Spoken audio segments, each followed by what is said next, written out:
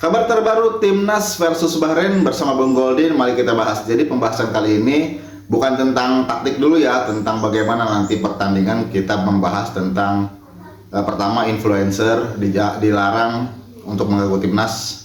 Yang kedua, kondisi Sandy Walsh dan juga kondisi Max Hilgers. Kemudian yang terakhir adalah timnas Indonesia sudah tiba di Jakarta. Jadi kita bahas timnas Indonesia sudah tiba di Jakarta dengan kekalahan 5-1 melawan Australia. Tentunya harusnya ini kekalahan melawan Australia itu sudah kita lupakan. Kita fokus untuk pertandingan yang lebih penting lagi, ini untuk memastikan kita untuk stay di round 4 nantinya harus menang melawan Bahrain dan juga melawan Cina. Itu harus dikunci 6 poin.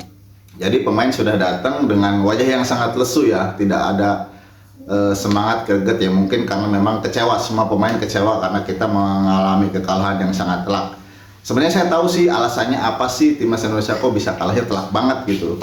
Jadi begini katanya, timnas Indonesia itu bermain menyerang habis-habisan melawan Australia. Pun kalau misalkan kalah, timnas Indonesia masih ada 2 laga, yaitu Cina dan juga melawan Bahrain ini. Jadi itu memang diinstruksikan mungkin ya untuk bermain habis-habisan, tapi hasilnya timnas Indonesia mengalami kekalahan yang sangat telak.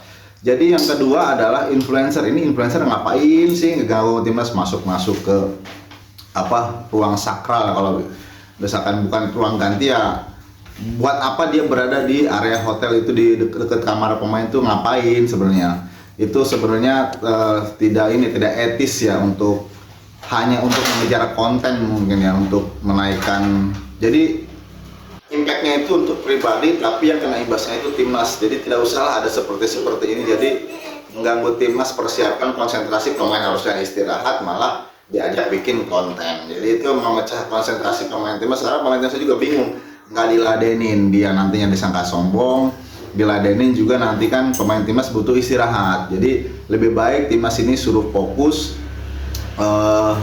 untuk menghadapi Bahrain ini karena pertandingan yang sangat penting. Jadi buat para influencer jangan mengejar kepentingan pribadi untuk menghancurkan, tidak menghancurkan ya, untuk mengganggu konsentrasi mengganggu konsentrasi timnas yang sedang berjuang di kualifikasi Piala Dunia zona Asia round 3 ini, agar lebih fokus menghadapi tim-timnya. Kalau misalkan mungkin ada setelah pertandingan atau segala macam, jangan. Kalau misalkan mau pertandingan, diusahakan lebih tahu diri lah. Kalau influencer ini jangan berani-berani masuk. Memang kalian siapa sih sebenarnya? Walaupun memang artis ya, tapi harus menghargai. Timnas itu butuh istirahat.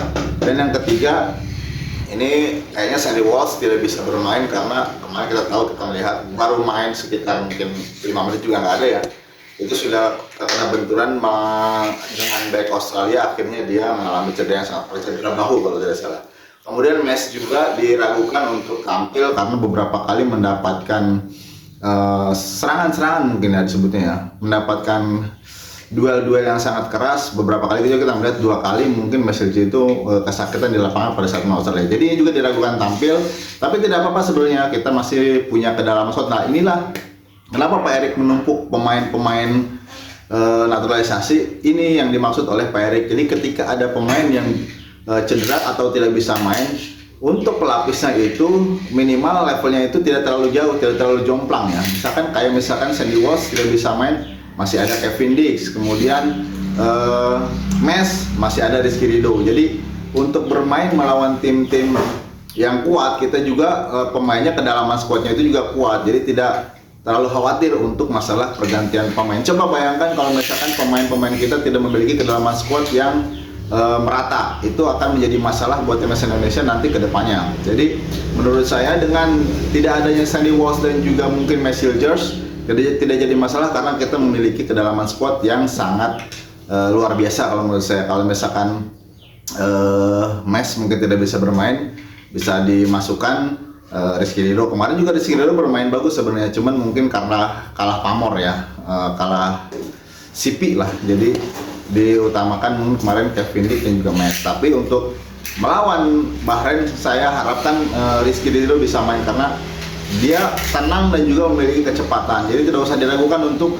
Rizky Ridho, kedewasaan juga dia punya walaupun umurnya masih muda, tapi di Persija dia sudah membuktikan bahwa dia bisa menjadi kapten Kemudian juga di timnas juga beberapa di U23 juga kemarin dia menjadi kapten. Tentu saja ini shift yang sangat bagus juga buat Rizky Ridho. Kemudian Eliano juga mungkin bisa dipertimbangkan ya, karena kemarin bermain bagus. Dan satu lagi, semoga nanti Ragnar Mangun bisa fit dan bisa bermain nanti pada saat melawan Bahrain, karena kabarnya pada saat kemarin melawan Australia dia kurang fit, tidak dimainkan, disimpan, dan untuk melawan Bahrain bisa saja nanti Rafael Struijk akan bergantian dengan Ragnar Mangun. Jadi itu ya kabar timnas Indonesia sebelum melawan Bahrain. Kita tunggu lagi kabar-kabar selanjutnya, mungkin mendekati pertandingan nanti kita akan bahas taktik, strategi, dan apa yang harus dilakukan oleh Patrick Kluivert agar timnas Indonesia meraih hasil maksimal. Salam timnas Indonesia.